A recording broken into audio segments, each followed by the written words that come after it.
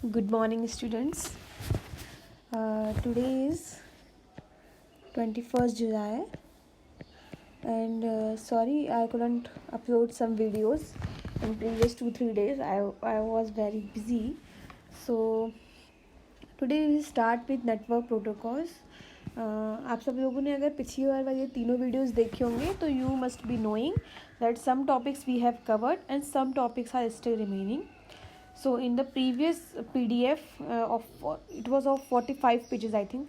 So we have covered some topics, and this PDF we are covering the network protocol topic. Network protocol में देखिए आपको पता चल रहा है network, email protocol, then mobile wireless technology. तो ये सारे प्रोटोकॉल्स हम यहाँ पे कवर करेंगे. Now you must be wondering what is protocol. So here it is. Protocols are set of rules and regulations. So whenever you come to school, there are some rules and regulations which you have to follow while remaining in school. Like you can't sit here and there, you can't go out between classes. So these are some rules and regulations which everyone has to follow in the school. In the same way, when we are working on internet or on network devices, then some set of rules and regulations we follow that dictate how to format, transmit and receive data on computer network devices. Format means what is the format means ये 24 bit में है, 8 bit में है, 3 bit में है, ये जो भी मतलब कुछ भी फॉर्मेट हो सकता है. आई डोंट नो, सब सारे प्रोटोकॉल्स का अलग अलग होता है. ये कोई एक सिंगल इंडिविजुअल नहीं है कि उस पर हम कर लेंगे कि भाई ये फिक्स है, ऐसा कुछ नहीं है. हर प्रोटोकॉल का अलग अलग फॉर्मेट होता है. देन ट्रांसमिट मतलब यहाँ से डेटा जा रहा है, यहाँ पे रिसीव हो रहा है. So what is the procedural things in between. देखिए नेटवर्क डिवाइसेस में सर्वर हो सकता है, राउटर्स हो सकता है, end points. End point means where ultimately the data has to be sent, वो एंड पॉइंट होता है. Can communicate regardless of the differences in their infrastructure, designs और स्टैंडर्ड. तो जो मशीन्स हैं उनके इंफ्रास्ट्रक्चर में, डिज़ाइन में, उनके स्टैंडर्ड्स उसमें कुछ भी डिफरेंसेस हो, बट वो they are communicate through some set of common protocols. जैसे आप लोगों में भी बहुत सारी डाइवर्सिटी होती है, हम में डाइवर्सिटी होती है, हम में आप में डाइवर्सिटी होती है, बट एक कॉमन रूल्स एंड रेगुलेशंस होते हैं जिनको हम सब फॉलो करते हैं एक सिंगल एनवायरनमेंट में. ऐसे ही नेटवर्क में भी जो नेटवर्क डिवाइसेस होती हैं वो चाहे कितनी भी डिफरेंट हो, but they follow some set of rules. To successfully send और receive information, network devices must accept and follow protocol conventions. Obviously then and only they can work on network. So here are some type of network protocols. तो आपको इन सब का full form भी याद रखना है और इनके बारे में थोड़ी थोड़ी आपको इन्फॉर्मेशन होनी चाहिए. ये जो पूरा जो चैप्टर है आपका, पूरी जो यूनिट है, सॉरी मैं कहूँगी यूनिट, वो आपकी पूरी 10 मार्क्स की है, जिसके अंदर एक PDF मैं आपको पढ़ा चुकी हूँ, दूसरी PDF ये है एंड एक थर्ड PDF भी है. सो तीनों PDF मिला के टोटल 10 मार्क्स का आएगा. And out of that 4 marks का क्वेश्चन तो मैं आपको बता चुकी हूँ कौन सा आएगा, जिसमें आपको नेटवर्क लेआउट वाला होता है. पिछली बार हमने टॉपिक कवर किया था, जो 4 मार्क्स में 4 क्वेश्चन आते हैं. ठीक है बच्चे, आपके 6 मार्क्स तो उसमें से थ्योरी में कुछ भी आ सकता है. अब आप कहोगे 6 मार्क्स के लिए इतना कौन पढ़ेगा, बट ऐसा नहीं है कि आपको बहुत ज़्यादा डीप में जाना है. बट स्लाइड्स मैंने आपको इसलिए प्रोवाइड किए because in the PDF you can just memorize the important things which you have to write in your exam, like 1 or 2 marks question. But if you go through your book, then you will find so many information flooding कि आपको पता ही चल पाएगा क्या पढ़ना है क्या नहीं पढ़ना है. That's why these PDFs are very important. You have to memorize and read it again and again. So TCP/IP means transmission control protocol and internet protocol. Most of the time what I am seeing in previous board exam, they generally ask about some full forms. एक या मतलब 2, 3 या 4 भी हो सकती है half marks की. So you have to remember them. Also referred to as the internet protocol suite भी कहते हैं इसको. It is the World Wide Web's core communication system which enables every internet-based device to communicate with every other such devices simultaneously. तो अगर दो जो devices हैं वो इंटरनेट पे वर्क कर रही हैं तो obviously they are working on TCP/IP. तो ये एक ऐसा कॉमन प्रोटोकॉल है जो पूरे इंटरनेट पे वर्क करने के लिए इनको चाहिए होता है. अब IP एड्रेस क्या होता है? मैंने आपको पिछली बार बात कही थी आईपी और मैक एड्रेस की.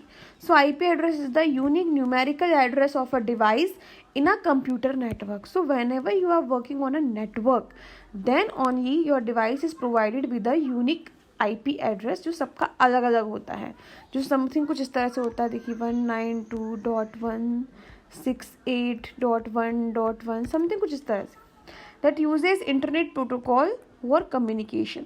IP address allow you to pinpoint a particular device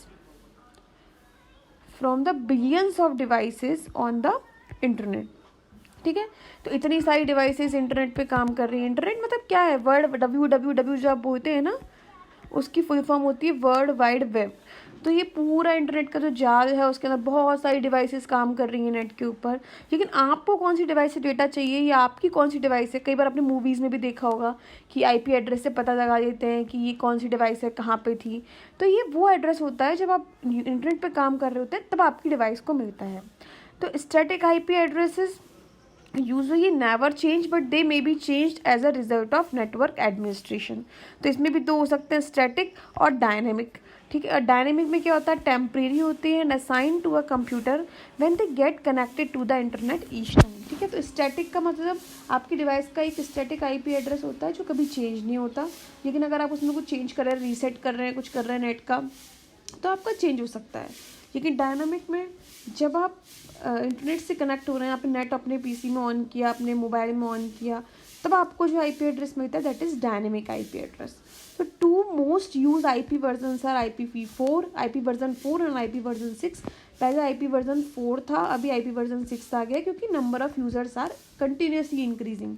तो आईपी वर्जन 4 में 32 बिट का आईपी एड्रेस होता है, लेकिन वर्जन 6 में 128 बिट का आईपी एड्रेस होता है.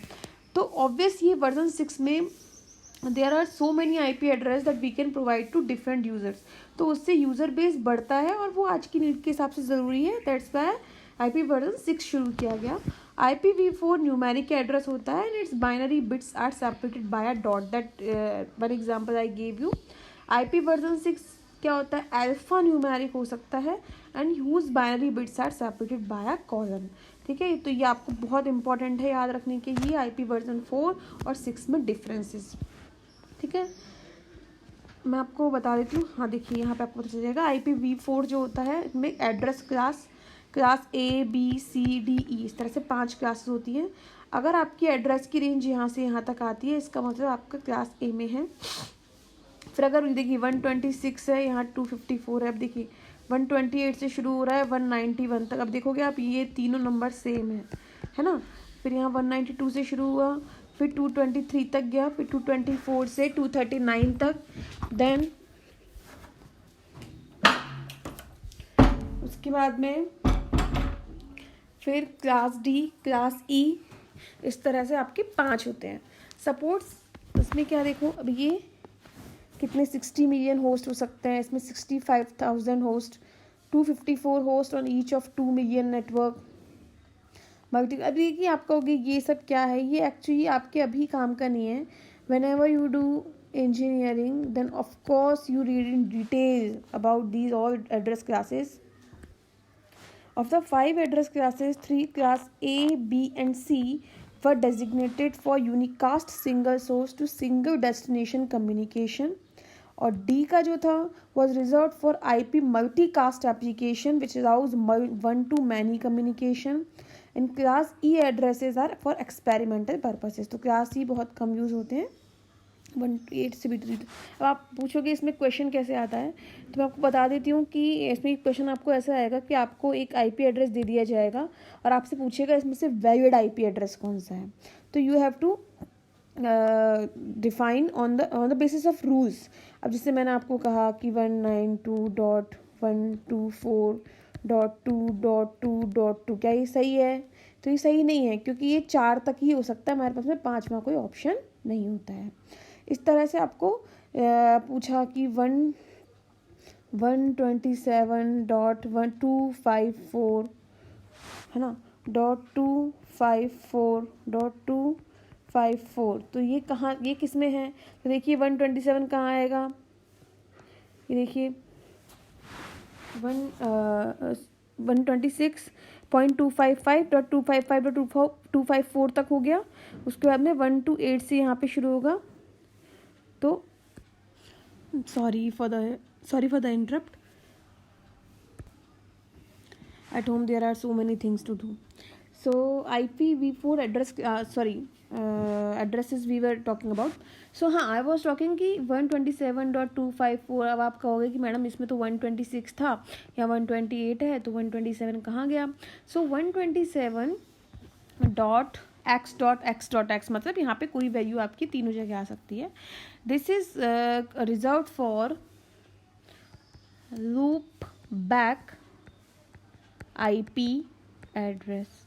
ठीक है, अभी क्या होता है ज़रा एक बार आप देखिए, लूप बैक आईपी एड्रेस क्या होता है। ऐसे ही इसके अंदर अब देखिए, ये इस तरह का क्वेश्चन आपके नहीं आएगा, वो मैंने आपको बताया है कि 127 डॉट ये इस तरह से होता है, लेकिन आपको जनरली बहुत सिंपल सा आएगा कि कोई भी एक दे देंगे, आप पूछेंगे कि भाई ये किस क्लास के अंदर आता है, तो आपको रेंज आपको याद रखनी है। ठीक है, and how TCP IP works, those who want to know more about IP addresses, तो मैं आपको एक लिंक भेज दूंगी, बट अभी अप्रोप्रिएट टाइम नहीं है उसकी पूरा डिस्कशन करने की, बहुत टाइम लगता है और अच्छा टॉपिक है, but of course it is not relevant to your syllabus, so if I get time later I will talk about it. How TCP IP works, it is a 2 layered program. The higher level मतलब TCP and lower level होगा आपका IP। ये क्या करता है, it this assembles message content into small data packets. तो क्या हो गया, सिंपल भी बड़ा सा आपका मैसेज है, उसको छोटे छोटे पैकेट में आपको डिवाइड कर दिया, that are then transmitted over the internet to be reassembled. ठीक है, तो यहाँ पे डिसअसेंबल मतलब अलग अलग करना और रीअसेंबल मतलब एक जगह करना, by the receiving computers TCP back into the message original form.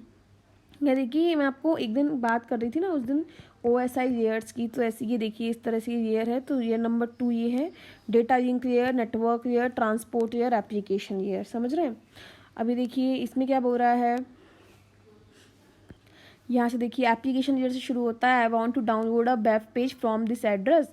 अब मुझे यहाँ से कोई वेब पेज डाउनलोड करना है, ये मेरा मैसेज है। ट्रांसपोर्ट लेयर TCP UDP क्या होता है, UDP भी एक प्रोटोकॉल है। सोर्स पोर्ट ये है, डेस्टिनेशन यहाँ पे जाना है। ठीक है, ये आपका सेगमेंट और डेटाग्राम में इसको डिफरेंट चेंज मतलब तोड़ना है डेटाग्राम में। नेटवर्क लेयर में देखो पैकेट में चेंज कर दिया, यहाँ पे सोर्स का IP एड्रेस, डेस्टिनेशन का IP address, source port, destination port, यहाँ पे मैसेज फिर से आया। मतलब कुछ कुछ आप देख रहे हैं, कुछ कुछ ऐड होता जा रहा है इनके अंदर। डेटा लिंक लेयर में फ्री इन्फॉर्मेशन में मैक एड्रेस आ जाएगा। मैक मैंने आपको कई परसों बताया था, मैक मतलब physical address of the device. फिर उसका मैक हो गया, फिर IP ऐड हुआ यहाँ पे, फिर पोर्ट ऐड हुआ, फिर मैसेज हो गया। अब यहाँ से डेटा गया, फिजिकल लेयर फर्स्ट लेयर होती है, फिर यहाँ से reverse process at receiving end. तो यहाँ पे क्या हुआ, उसको डिसअसेंबल किया है, लेकिन यहाँ पे उसको वापस असेंबलिंग करेंगे। अगर आपको नहीं भी समझ में आया है तो कोई बड़ी बात नहीं है, क्योंकि आपके सिलेबस में नहीं है इतना, सिर्फ आपको यही पता रखना है कि TCP IP क्या करता है, तो थोड़ा सा यहाँ पर आपको एक थ्योरेटिकली पता होना चाहिए, लेकिन जस्ट समझने के लिए अच्छा है कि किस किस तरह से किस किस चीज़ पे वर्क करता है। अच्छा, UDP क्या होता है ये आपको देखना है, थोड़ा सा आपको भी एक्सरसाइज करनी चाहिए। Now it is TCP IP in higher level application. Many higher level apps that e-commerce businesses you need to be familiar with, utilize and are built on TCP IP. ठीक है, तो जितने भी ऐप्स होते हैं इन पे वर्क करते हैं। लेकिन और भी कौन कौन सी हो सकती हैं, FTP file transfer protocol, files transfer करने के लिए। HTTP ये तो आपको पता ही होगा, HTTP तो बहुत वो है कि आप कोई भी वेबसाइट खोलते हैं तो वहाँ से इस तरह से आपकी वेबसाइट दिखती है ना। टेलनेट होता है एक, विच enables logging on computers from remote locations. मैं यहाँ बैठी हूँ, आप अपने घर पे बैठे हैं, मैं यहाँ से यहाँ आपके PC को एक्सेस कर सकती हूँ। मैंने बताया था उसके लिए एक सॉफ्टवेयर होता है AnyDesk करके। SMTP simple mail transfer protocol, आप ईमेल जो करते हैं तो यहाँ से यहाँ कैसे जाता है, उसके पीछे SMTP वर्क करता है। ठीक है, उसकी पूरी प्रोसेसिंग होती है, कैसे जाता है वो। तो these are also the protocols which you have to be familiar with somewhat. तो यहाँ पे शुरू किया आगे, तो आज मैं सिर्फ यहाँ पे FTP लूँगी। ठीक है, FTP मतलब file transfer protocol, transfer data file between a client and a server. Client मतलब जिसको फाइल चाहिए, और सर्वर मतलब जिसको फाइल भेजनी है। ये क्लाइंट है, ये सर्वर है। FTP कमांड्स एंड डेटा, यानी कि यहाँ पे कमांड दे रहा है कि भाई मुझे डेटा चाहिए और यहाँ से डेटा आ रहा है। Developed in the early 1970s by Abhay Bhushan while he was a student in MIT, initially created to allow for the secure transfer of file between server and host computer over the ARPANET। अब ये ARPANET क्या होता है अब मैं नहीं बताऊँगी, आपको पता है, पढ़ी है हमने। Network control program. Now it is being used for uploading files on web server after non-anonymous FTP, मतलब user name and password available with you. Downloading is possible as anonymous FTP, मतलब इसमें पासवर्ड की requirement नहीं होती है। FTP पता है ना आपको, डाउनलोड हम किसी सर्वर से करते हैं तो कोई ज़रूरी नहीं होता कि हमें पासवर्ड डालना है, कुछ डालना है, हम डाउनलोड कर लेते हैं। आपको अपलोड करना है तो आपको कोई फाइल अपलोड करने के लिए पासवर्ड मांग सकता है, ठीक है। FTP is available in two mode, text mode FTP and GUI FTP। text mode मतलब where user have to give commands in text form, और GUI मतलब graphical interaction is possible, यानी कि दोनों चीज़ों में फाइल ही ले रहे हैं हम, लेकिन आप टेक्स्ट से फाइल मांग सकते हैं या फिर आप GUI मतलब ग्राफिकल यूज़र इंटरफेस से मांग सकते हैं। अब कुछ FTP क्लाइंट जो मोर रेगुलर होते हैं या रिलायबल होते हैं वो कौन से हैं? FileZilla, WinSCP, CyberDuck, GFTP, ये सब। देखिए ये नाम है, मतलब आपको याद रखने हैं। अब यहाँ पे देखिए एग्जांपल ये है FileZilla का। आपने ये डाउनलोड कर लिया, इंस्टॉल कर लिया, आपने site manager from file menu, ठीक है, and click on new site button. Type credential available, आपने कोई भी डोमेन से जहाँ से फाइल डाउनलोड करनी है वहाँ उसका क्रेडेंशियल आपको आपने लिख दिया, ठीक है। Press okay, it will connect our computer with remote computer. Screen कुछ इस तरह से दिखेगी, आप करके देख सकते हैं ये। Left side pane will display the folder of files of our computer, देखिए यहाँ पे जो दिख रहा है, और राइट साइड में आपको दिखेगा, ये देखो यहाँ पे जो रिमोट कंप्यूटर की फाइल्स है। तो सिंपल ड्रैग एंड ड्रॉप से हम क्या कर सकते हैं, यहाँ से यहाँ फाइल लेके जा सकते हैं, यहाँ से यहाँ जा सकते हैं, ठीक है। तो ये चीज़ में दी हुई है कि किस तरह से आप फाइल को सिंपली यहाँ से भेज सकते हैं, ला सकते हैं किसी रिमोट कंप्यूटर से। प्रैक्टिस करने के लिए देखो इसमें लिखा हुआ है demo for web based administration, ठीक है। यूज़र नेम पासवर्ड इसमें दिया हुआ है, आप यहाँ पे क्लिक करके कर सकते हैं। वेब बेस्ड क्लाइंट के लिए यहाँ पे कर सकते हैं। Log in using your own client with FTP और प्रोटोकॉल, यहाँ पे ये देखिए सब करके देख सकते हैं आप लोग, ठीक है। आपके सिलेबस में तो नहीं है ये सब, क्योंकि प्रैक्टिकल आपको नहीं है प्रैक्टिकल सिलेबस के अंदर, लेकिन फिर भी इफ़ यू वांट तो यू कैन ट्राई इट। अभी नेक्स्ट जो आपका प्रोटोकॉल है वो पॉइंट टू पॉइंट प्रोटोकॉल है, और बहुत सारे प्रोटोकॉल हैं, तो अभी मैं नहीं लूँगी इसको क्योंकि ऑलरेडी बहुत बड़ा वीडियो हो जाएगा फिर ये। Okay, thank you. तो व्हाट आई अंडरस्टूड कि आपको बताना ज़रूरी है, मैंने उतनी चीज़ें बताई है, बताने की बहुत सारी चीज़ें हैं नेटवर्किंग के अंदर, ठीक है। Networking is very big and vast concept, लेकिन आपको जो जो मैंने बताना है, क्योंकि बहुत सारे बच्चे होते हैं और हर तरह के बच्चे को हर तरह की चीज़ें नहीं बता सकते, क्योंकि उनको रिवाइज़ करना और सब चीज़ें बहुत टिपिकल हो जाता है। तो आपको अगर कोई डाउट हो तो पूछ सकते हैं। Okay, thank you and continue learning. Bye.